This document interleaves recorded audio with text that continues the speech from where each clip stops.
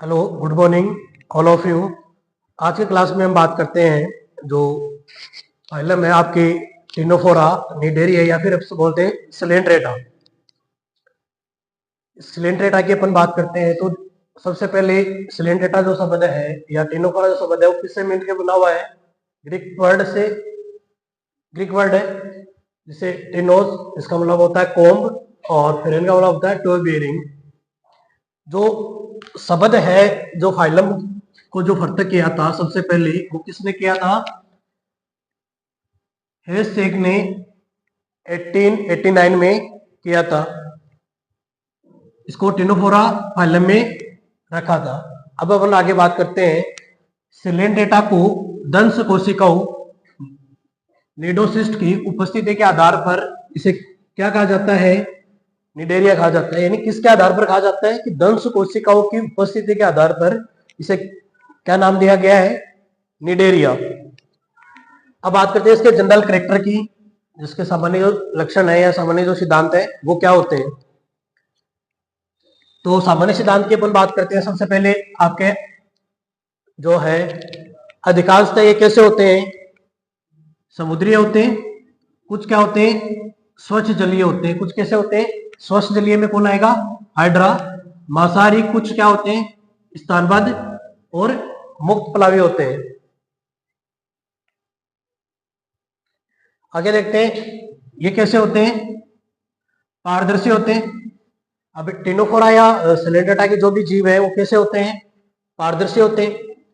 इनमें उत्तकीय स्तर संगठन पाए जाते हैं। यानी जो ऑर्गेनाइजेशन होता है, बॉडी ऑर्गेनाइजेशन होता है, वो किस प्रकार का होता है? उत्तक या टिश्यू लेवल का जो संगठन स्तर पाया जाता है। इसमें अरीय समिति पाई जाती है। कौन सी समिति पाई जाती है? अरीय समिति या रेडियल सिमेट्री पाई जाती है। ये इनमें जो समिति पाई जाती है वो कौन सी समिति पाई जाती है? अरीय समिति या रेडियल सिमेट्री पाई जाती है। ये होते कैसे हैं? अखंडित होते हैं, अनसेगमेंटेड होते हैं। इनका जो बॉडी वॉल है वो कैसे होती है? डिप्लोब्लास्टिक होते हैं। यानी कैसे होते हैं ये सिलेंट्रेटा जो फाइलम के जीव है वो कैसे होते हैं? डिप्लोब्लास्टिक होते हैं। यानी डिप्लोब्लास्टिक के अंदर इनके अंदर एक्टोड्रम और एंडोड्रम पाई जाती है। मिजोड्रम इनके अंदर अब्सेंट होती है। तो मिजोड्रम किसके रूप में प्रेजेंट होगी? वो होगी मिजोगिलिया के रूप में। किसमें होगी?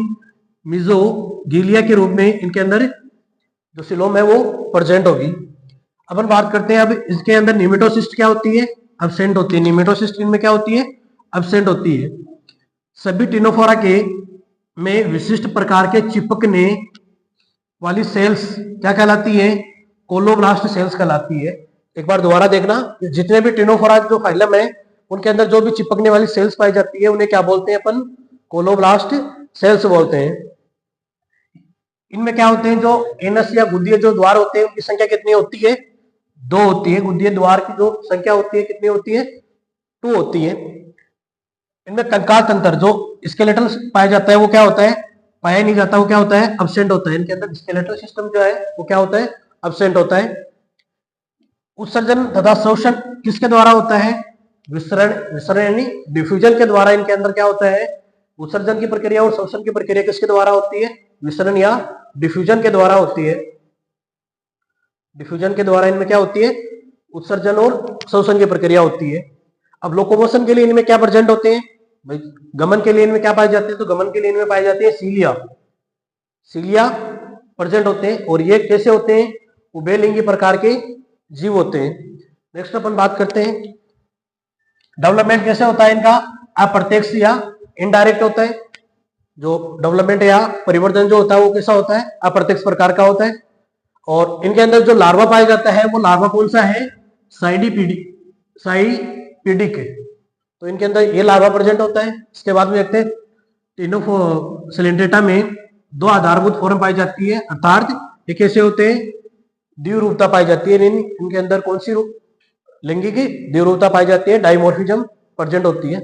अब इसके आधार पर इनको पोलिप और मेडुसा, इसके जो द्विरूपता है उसके आधार पर कौन कौन से हैं? एक तो पोलिप है, दूसरा मेडुसा है। तो आपके पोलिप वाला है वो कैसे होते हैं? बेलनाकार होते हैं आकृति में। आकृति कैसी होती है इनकी? बेलनाकार होती है। और स्तनबद्ध जीव होते हैं, एकल होते हैं और निवही प्रकार के पाए जाते हैं। इनके अंदर जो मुख है वो किसकी ओर पाया जाता है, ऊपर की ओर माउथ पाया जाता है, यानी माउथ कहाँ होता है, ऊपर की ओर पाया जाता है। एग्जाम्पल की अपन बात करें, एक तो आता है इसके अंदर हाइड्रा, दूसरा है एडम्सिया। जो आपके यहाँ पे डायग्राम दिया है वो किसका दिया हुआ है, एडम्सिया के अंदर क्या दिखा रहा है आपको, पोलिप वाला पार्ट दिखा रहा है। नेक्स्ट बात करते हैं अपन इसके मेडुसा वाले पार्ट की। तो मेडुसा कैसे होते हैं, एक तो छतरी नुमा होते हैं, मेडुसा कैसे होते हैं, छतरी नुमा होते हैं और मुक्त रूप से तैरने वाले होते हैं। और ये ऑलवेज कैसे होते हैं, सिंगल एकल होते हैं। मुख इनमें क्या पाया जाता है, नीचे की ओर पाया जाता है। और एग्जांपल इसका क्या है, ओरेलिया। आपको देखो शॉर्ट में अगर आपसे 2 नंबर का अगर क्वेश्चन पूछे तो आपको यहाँ से क्वेश्चन पूछने की बहुत ज्यादा पॉसिबिलिटीज है कि पोलिप और मेडुसा में आपको डिफरेंस बताना है। तो पोलिप और मेडुसा के अंदर आपको क्या डिफरेंस बताना है, बहुत शॉर्ट मैंने आपको लिखकर यह समझा है कि ये कैसे होते हैं, बेलनाकार होते हैं और स्तनबद्ध होते हैं। दूसरा ये एकल एवं निवही होते हैं, इनमें मुख्य क्या होता है, ऊपर की ओर पाया जाता है। एकदम जनरल बहुत इजी वे में आपको लिखवाया है। तो इसमें देखते हैं अपन ये कैसे होते हैं। डायग्राम में देखने पर आपको समझ में आ रहा होगा कि ये तो कैसे होते हैं, छतरी नुमा होते हैं और मुक्त रूप से तैरने वाले होते हैं। और ये ऑलवेज एकल होते हैं। ये क्या होते हैं, एकल और निवही दोनों प्रकार के होते हैं। अब इनके अंदर तो मुख्य क्या होता है, ऊपर की ओर पाया जाता है, इसमें मुख्य क्या होता है, नीचे की ओर पाया जाता है। इसका एग्जाम्पल क्या दिया हुआ आपको, ओरेलिया। तो आपको सिलेंडेटा या टिनोफोरा जो फाइलम है बहुत अच्छे से, बहुत शॉर्ट एकदम स्वीट आपको करके समझा है, आपके लिए बहुत सफिशियंट है। अगर आपसे क्वेश्चन पूछे कि सिलेंडेटा या टिनोफोरा जो फाइलम है उसके सामान्य जो सिद्धांत है या लक्षण क्या है, उनके बारे में आपको लिखना है, तो बहुत इजी में आपको लिखवाया गया है।